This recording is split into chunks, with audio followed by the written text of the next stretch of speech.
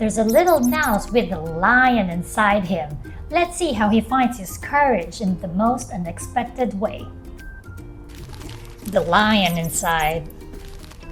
In a dry, dusty place where the sand sparkled gold, stood a mighty flat rock, all craggy and old.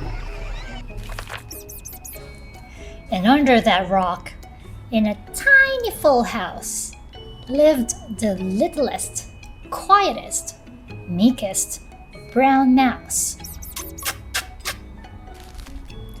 He was so very tiny, so incredibly small, that nobody noticed him ever at all.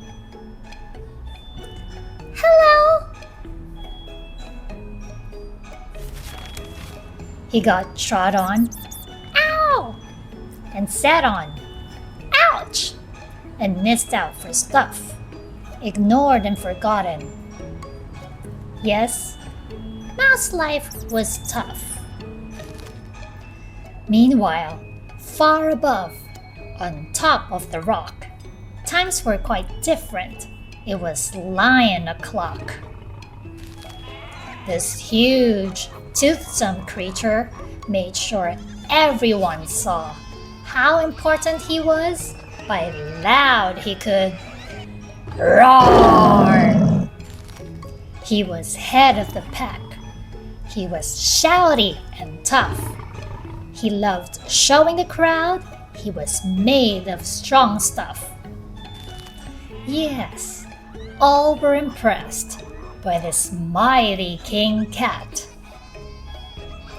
If only, thought Mouse, I could be more like that.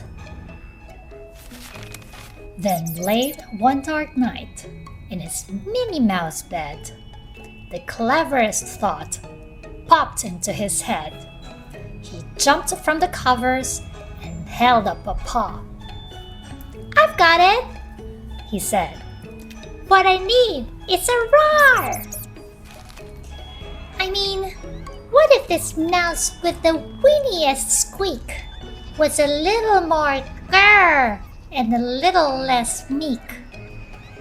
Well, he'd still be the smallest of fuzzy brown mice, but he'd make friends and join in, and life would be nice.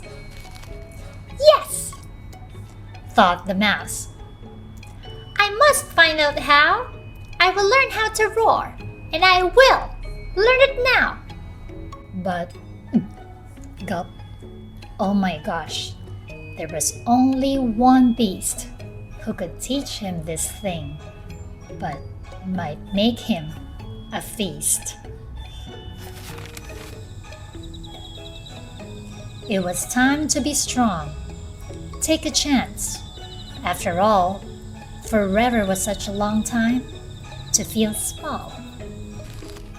So he made himself brave, and he thought like a winner. He set off for the top, hoping not to be dinner. It felt like the scariest thing he could do. But if you want things to change, you first have to change you. The further he climbed, the closer he got to the slumbering lion reclining on top. Then, at last, as he stood on his tippity toes, he found himself suddenly nose to nose. Aha! Pardon me. Wake up, Mr. Lion. You've got company. Squeak, Mr. Lion. What I've come to you for is... Squeak! Do you think you could teach me a roar? A silence befell that twinkling plain. Lion opened his eyes and puffed out his name. Time slowed right down, why it felt like a week. Then he opened his mouth and let out an eek! The lion was shaking, his paws all a fumble. He was backing away with a scrambling tumble.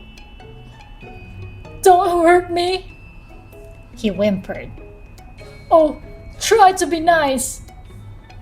Oh, my goodness. This lion was frightened of mice. Don't worry, Mouse peeped. I'm a friend, not a foe. Let's rock this together. We'll have fun, don't you know? That was a magical moment for sure, when Mouse didn't feel at all small anymore. He had found his true voice and learned to speak out. And for that, you don't need to roar or to shout. And from that day and always, the two were a pair. They both liked that rock better, now that rock was to share. The mouse, while still little, felt big in his head. And Lion, he still roared, but with laughter instead. Ha ha ha ha ha ha ha. Yes, that day they both learned that no matter your size, we all have a mouse and a lion inside. The end. See, even the smallest voice can be super strong. Thanks for roaring along. Until next time, stay brave inside.